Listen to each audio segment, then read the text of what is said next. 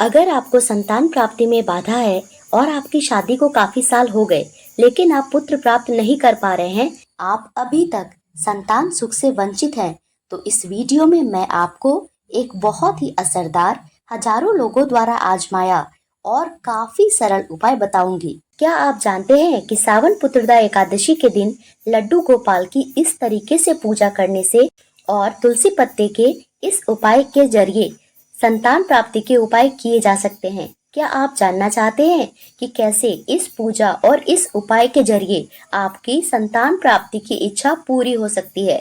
तो बने रहिए इस वीडियो के अंत तक। और अगर आपको वीडियो अच्छी लगे तो मेरे चैनल को सब्सक्राइब करना ना भूलें। पुत्रदा एकादशी का व्रत रखते ही हैं लोग पुत्र की प्राप्ति के लिए, और संतान प्राप्ति की चाह तो सभी को रहती है। हम सभी चाहते हैं कि हमारा वंश आगे बढ़े, हमारी अपनी संतान हो। ऐसे में अगर आपके दाम्पत्य जीवन में कुछ दिक्कतें चल रही हैं या आपकी शादी को काफी समय हो गया है और आपको संतान की प्राप्ति नहीं हुई है, तो चिंता की कोई बात नहीं है।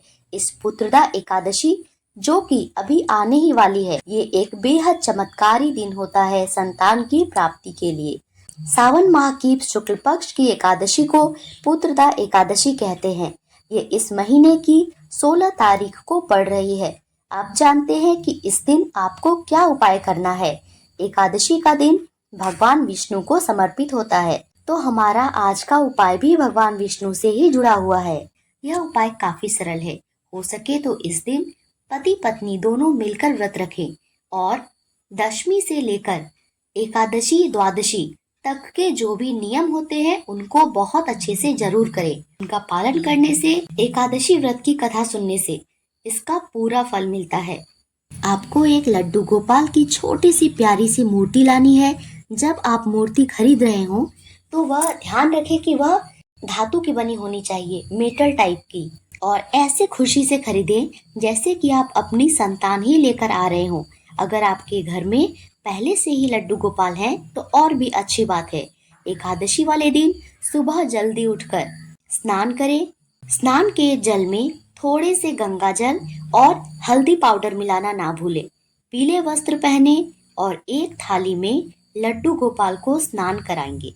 तो इसके लिए सबसे पहले एक थाली रखेंगे, उसके ऊपर लड्डू गोपाल को रखेंगे, पहले गंगा जल से, और ध्यान रहे कि उस गंगा जल में तुलसी पत्ता पहले से मिला हुआ हो। फिर दूध से स्नान कराएंगे और फिर पंचामृत से स्नान कराएं।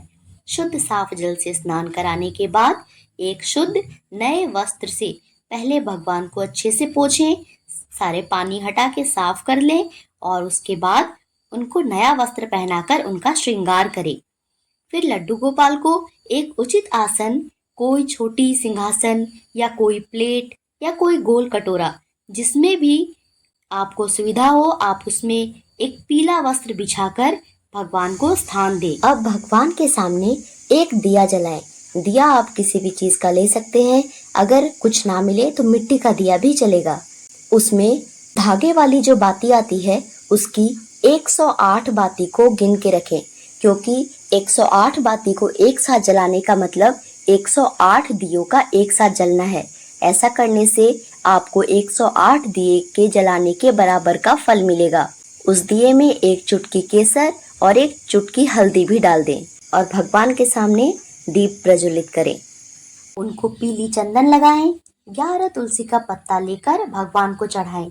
ध्यान रहे तुलसी का पत्ता 11 ही होने चाहिए, ना 10 ना 12। इसका पूरा ध्यान रखें।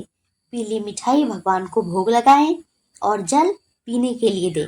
सब में तुलसी पत्ता मिला हुआ होना चाहिए। और एक बात का विशेष ध्यान रखें, तुलसी का पत्ता एकादशी को नहीं तोड़ते हैं, इसीलिए एक दिन पहले ही तोड़कर रख लीजिए। पति पत्नी मिलकर पूजा करें तो बहुत ही अच्छी बात है। ओम देवकी सुता गोविंद वासुदेव जगतपते देहि में तनयम कृष्ण त्वामहम शरणम गतः। इस मंत्र की एक माला का जाप करेंगे। पूरा मंत्र एक मनके पे होगा, यानी कि हर एक मनके पे आपको पूरा मंत्र बार बार बोलना है। इस मंत्र को 108 बार बोलना है। यह संतान गोपाल मंत्र है। यह मंत्र एक बहुत ही प्रभावकारी मंत्र है। जो माता पिता संतान की चाह रखते हैं लेकिन किसी कारणवश वे इस सुख से वंचित रहते हैं, ऐसे लोगों के लिए भी संतान प्राप्ति के लिए यह मंत्र बहुत फायदेमंद होता है। सबसे प्रभावशाली यह मंत्र संतान सुख की प्राप्ति में आ रही बाधाओं को जड़ से समाप्त करता है और लंबे समय तक संतान गोपाल मंत्र का जाप करने से जातक को सुंदर और बुद्धिमान संतान की प्राप्ति होती है। जिन माताओं को गर्भधारण करने में दिक्कत आ रही होती है या फिर गर्भावस्था में ही जो महिलाएं अपने शिशु को खो देती है, उनके लिए भी यह मंत्र काफी उपयोगी होता है। इससे उन्हें स्वस्थ शिशु की प्राप्ति होती है। इसके बाद धूप दीप दिखाकर आरती करें।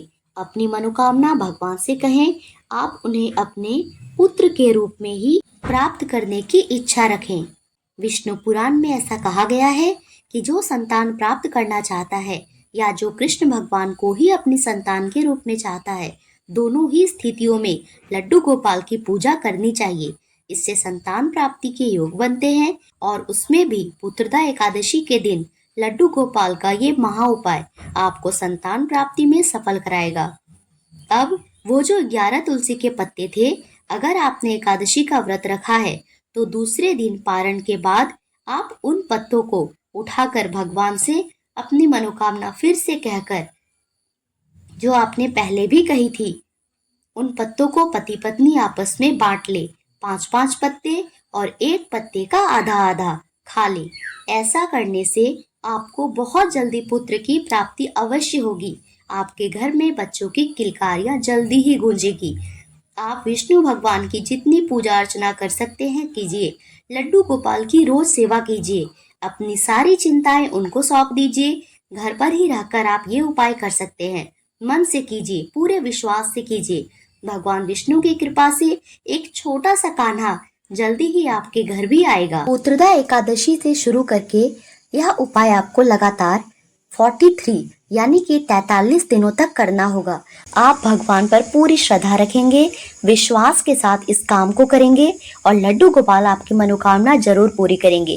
बी प्लेस्ड एस्ट्रो की ओर से भी आपको जल्दी ही संतान प्राप्ति के लिए बहुत सारी शुभकामना। राधे राधे दोस्तों, अगर आपको ये उपाय अच्छा लगा हो, ये वीडियो अच्छी लगी हो तो मेरे चैनल को लाइक सब्सक्राइब करें और इस वीडियो को शेयर करें। Thank you so much for watching.